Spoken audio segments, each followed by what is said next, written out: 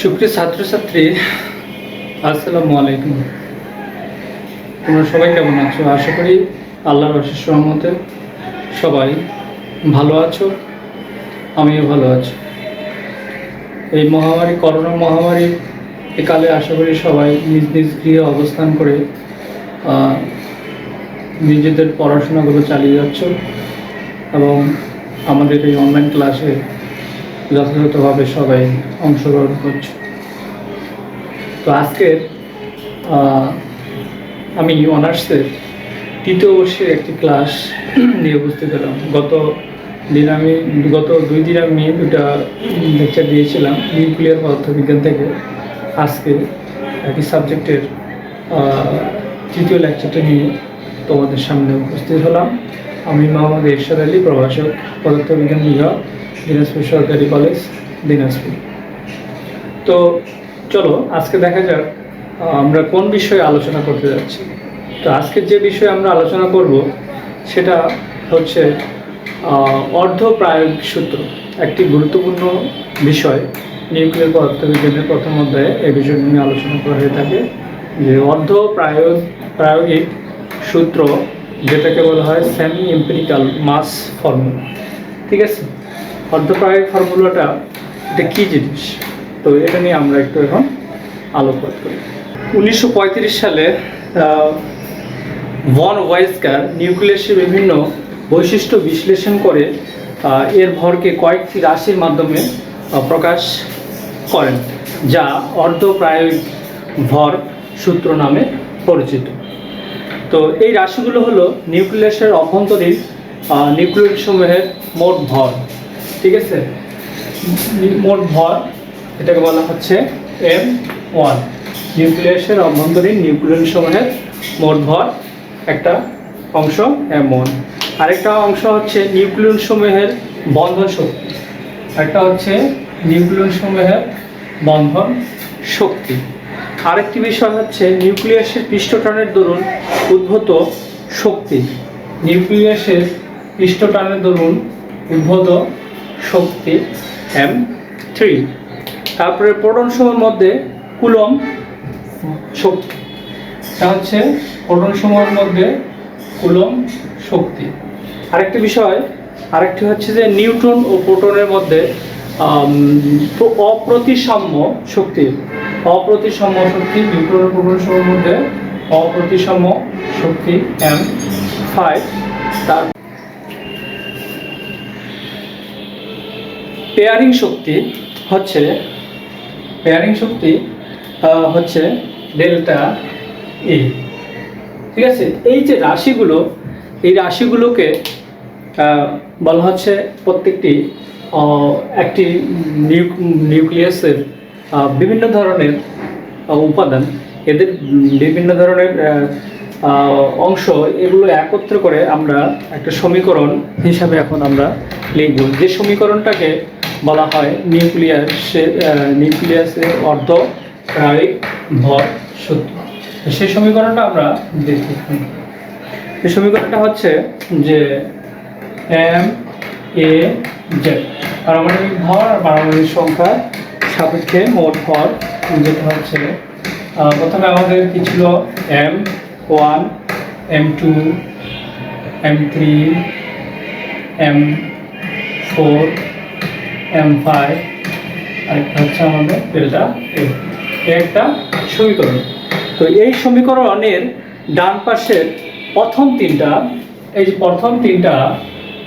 তিনটা রাশি, ডান পাশের যে প্রথম তিনটি পদ আমরা পেয়ে থাকি তরল ফোটা মডেল, একটা আছে লিকুইড ড্রপ মডেল।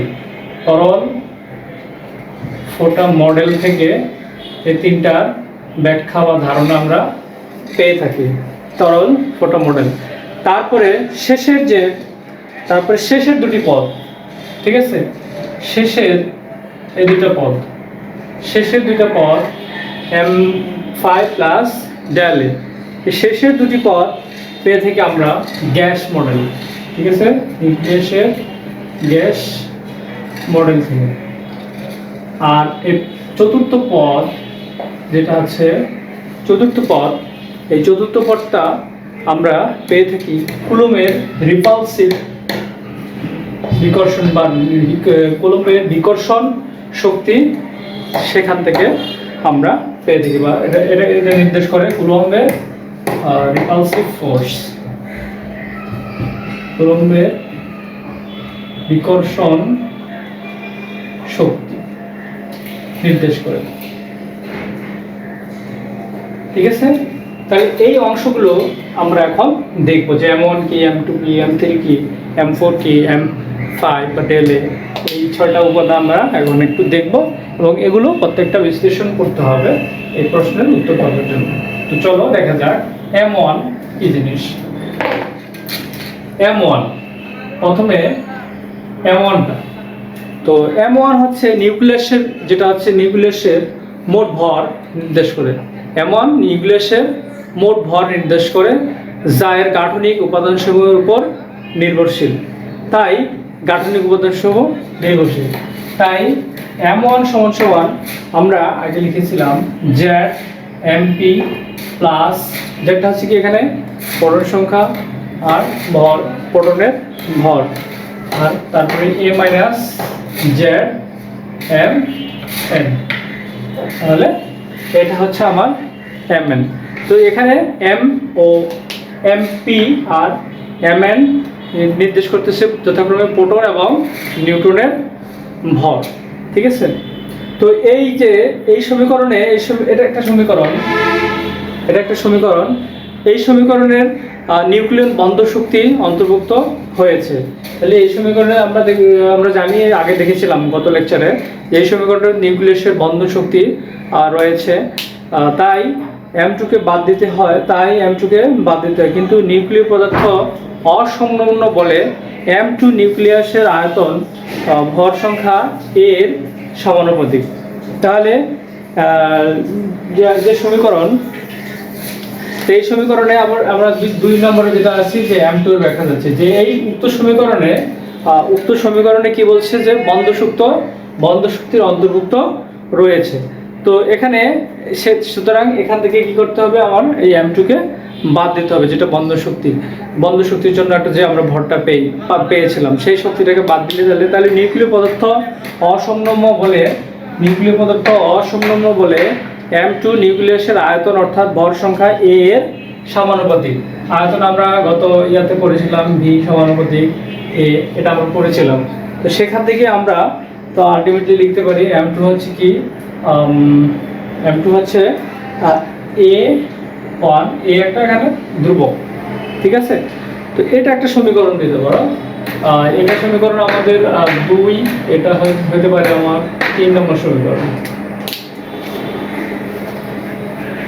এবার আসি M3 বা 3 নম্বর টপিক। M3টা কি? ঠিক আছে, M3, তো M3 রাশির অন্তর্ভুক্তির কারণ যেটা হচ্ছে, সেটা হলো নিউক্লিয়াসের অভ্যন্তরে নিউক্লিয়াস সমূহ কি সমভাবে আবদ্ধ থাকে। নিউক্লিয়াসের ভিতরে নিউক্লিয়াস কি করে, এরা সমভাবে আবদ্ধ থাকে, কারণ নিউক্লিয়াসের একটা কি স্ফেরিক্যাল একটা বডি, নিউক্লিয়াসের মধ্যে একটা স্ফেরিক্যাল বডি হিসেবে থাকে।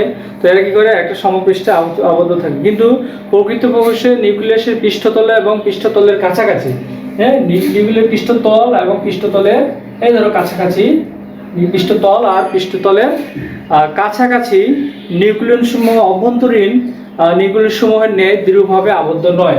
যে ভিতরের দিকে যে নিউক্লিয়নগুলো আবদ্ধ থাকে এই পৃষ্ঠে, তো এগুলো কি করে, এগুলো কিন্তু এগুলোর মতো অতটা স্থির মানে স্থায়ীভাবে থাকে না। ঠিক আছে, স্থায়ীভাবে থাকে না। তো সেজন্য তরলের পৃষ্ঠটানের অনুরূপ, তরলের পৃষ্ঠটান আমরা দেখেছি, তরলের একটা পৃষ্ঠটান আছে, তো তরলের পৃষ্ঠটানের অনুরূপ এবং এর জন্য বিভব শক্তি পৃষ্ঠতলের ক্ষেত্রফলের সমানুপাতিক, পৃষ্ঠতলের সমানুপাতিক। সেক্ষেত্রে আমরা একটা রাশিমালা পাই, সেটা হচ্ছে A2 = A2/3। এই জিনিসগুলো ব্যাখ্যা আমি দিব পরে।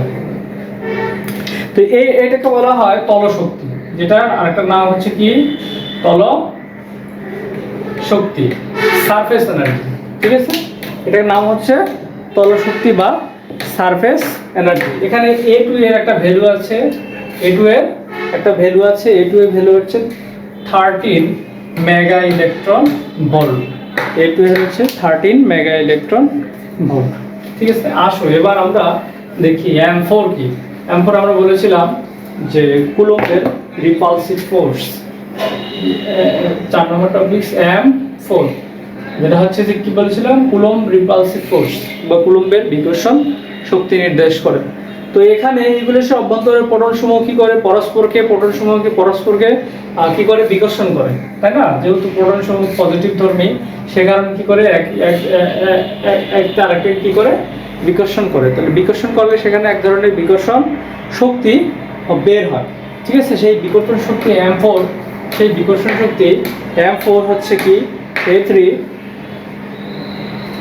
Z square, A3 Z square A minus 1/3। এটা হচ্ছে কুলম্বের রিপালসিভ ফোর্স। এখানে A3 এর একটা ভ্যালু আছে, A3 এর ভ্যালু আছে, A3 এর ভ্যালুটা হচ্ছে 0.60 মেগা ইলেকট্রন ভোল্ট। A3 এর ভ্যালুটা হচ্ছে 0.60 মেগা ইলেকট্রন ভোল্ট। এটা ধ্রুবক। ঠিক আছে, আচ্ছা এখন আমরা দেখি M5 টা কি।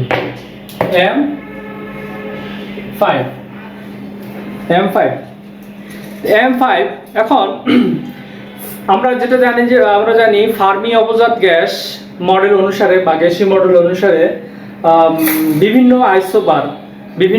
আইসোবার যেমন n = z নিউট্রন প্রোটন সংখ্যা। তো নিউট্রন প্রোটন সংখ্যা পরস্পর কি হয়, সমান আইসোবারের।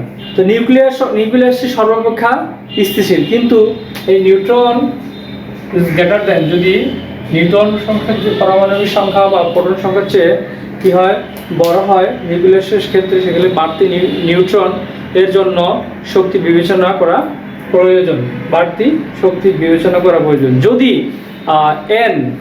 যদি n সংখ্যক নিউট্রন এবং z সংখ্যক প্রোটন পাউলির বর্জন নীতি অনুসারে সর্বনিম্ন শক্তি স্তর হতে সাজানো যায়, তবে দেখা যায় যে n মাইনাস z সংখ্যক বাড়তি নিউট্রন উচ্চতর শক্তি স্তরে অবস্থান করে। তো স্পষ্টত এই নিউট্রন সমূহ 2z প্রকৃতপক্ষে এই নিউট্রন সমূহ কি করে 2z সংখ্যক নিউট্রন ও প্রোটন সংখ্যা অপেক্ষা দুর্বল বন্ধ শক্তিতে আবদ্ধ হয়। এখন প্রতি নিউক্লিয়নের বাড়তি নিউট্রন সংখ্যা হলো কি, প্রতিটা নিউক্লিয়নের বাড়তি প্রোটন সংখ্যা নিউক্লিয়ন সংখ্যা কি বলে, নিউট্রন সংখ্যা হলো n-z/a। ঠিক আছে, বাই a। এবং নিউক্লিয়াসের মোট বাড়তি নিউট্রন সংখ্যা হলো n-z মোট হলো। তাই ভর শক্তি বা বন্ধ শক্তি হ্রাসের পরিমাণ প্রতি নিউক্লিয়নের নিউট্রন সংখ্যা এবং মোট বাড়তি নিউট্রন সংখ্যার গুণফলের সমানুপাতিক হবে। অর্থাৎ M5 = A4 n-z/a তার সাথে এই বাড়তি নিউট্রন সংখ্যার গুণফল। ঠিক আছে, তাহলে এটা A/4 n-z²।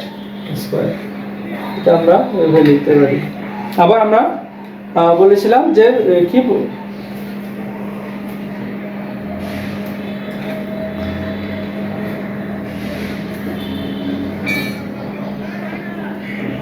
এটা এখান থেকে আবার আমরা লিখতে পারি A-2z²।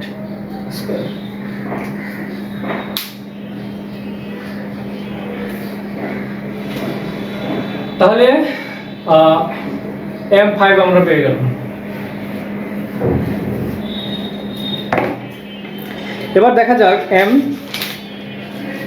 আচ্ছা এখানে একটা জিনিস বলি এন এ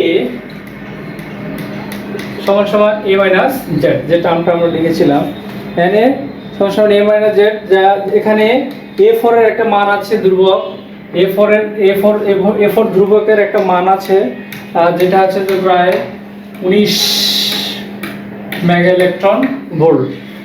এর ভ্যালু হচ্ছে প্রায় 19 মেগা ইলেকট্রন ভোল্ট। এই শক্তিকে অপ্রতিসম শক্তি বলা হয়।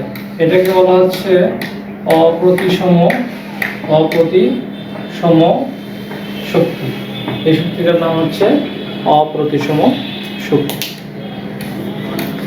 এবার আসা যাক 6 নম্বর ভর। 6 নম্বর টপিকটাতে আমরা বলেছিলাম যে M1 থেকে M5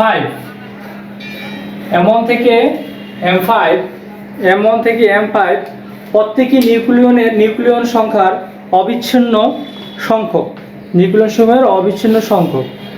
এক্ষেত্রে ক্ষেত্র বিশেষে এই নিয়মের ব্যতিক্রম করতে দেখা যায়। কোথাও কোথাও দেখা যাচ্ছে যে এই নিয়মের ব্যতিক্রম রয়েছে। যেমন বিজোড় নিউট্রন জোড় প্রোটন সংখ্যা, বিজোড় নিউট্রন আর জোড় প্রোটন সংখ্যা বিশিষ্ট নিউক্লিয়াসের ক্ষেত্রে পাউলির বর্জন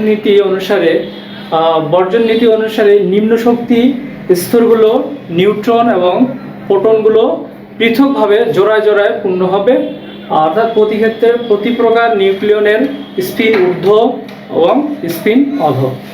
তাহলে বিজোড় নিউট্রন অবশ্যই কি বলে নিউট্রন ফার্মি তলে থাকবে, নিউট্রন ফার্মি তলে একদম শক্তি স্তর সেখানে থাকবে। আবার ফার্মি তলে আরও একটি নিউট্রন থাকার সম্ভাবনা রয়েছে।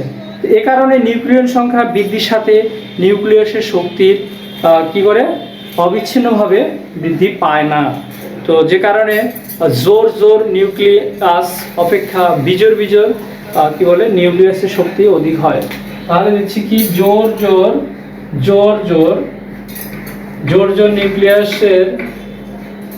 নিউক্লিয়াসের শক্তি কি হবে? কম হবে বিজোড়ের চেয়ে। ঠিক আছে, জোর নিউক্লিয়াসের শক্তি থেকে বিজোড় নিউক্লিয়াসের শক্তি অধিক। কিন্তু কি নিউক্লিয়াসের শক্তির এই বৃদ্ধি নিরবিচ্ছিন্ন নয়। আবার বলছে কি এটা বৃদ্ধি কি নিরবিচ্ছিন্ন নয়। এই শক্তিটা হচ্ছে এটা নিরবিচ্ছিন্ন নয়। তো যে কারণে এই প্রক্রিয়াকে যুগলায়ন প্রক্রিয়া বা পেয়ারিং বলে। ঠিক আছে, যে কারণে এটাকে বলা হয় পেয়ারিং প্রসেস। তো যুগলায়ন প্রক্রিয়ায় ধরুন অন্তঃপ্রায়োগিক সূত্র ডেল এ রাশিটা অন্তর্ভুক্ত করা হয়েছে। যুগলায়ন প্রক্রিয়ায় অন্তঃপ্রায়োগ ভরে এইটাকে প্রকাশ করা হয় ডেল এ দ্বারা। ঠিক আছে, সেটাকে বলা হয় ডেল এ, অন্তঃপ্রায়োগিক ভর ডেল এ, এটা দ্বারা প্রকাশ করা। তো এখন এই যে প্রত্যেকটা রাশি আমরা অংশ পেলাম M1, M2, M3, M4, M5, এই মানগুলো এই প্রথম যে সমীকরণটা আমরা 1 নম্বর সমীকরণ লিখেছিলাম, তো সেখানে যদি বসাই, তো সেখানে বসালে আমরা যে রাশিটা পাবো M A Z, সেই রাশিটা আমরা যেটা পাবো সেটা আগে হচ্ছে M P plus A minus Z M Mn minus A1 A minus A1 A, তারপর plus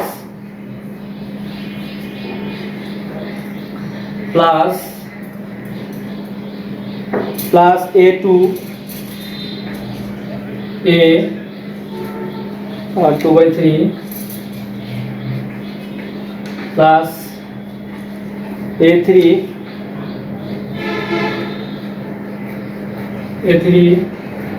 Z square A 1/3 plus A4 plus A4 A minus 2Z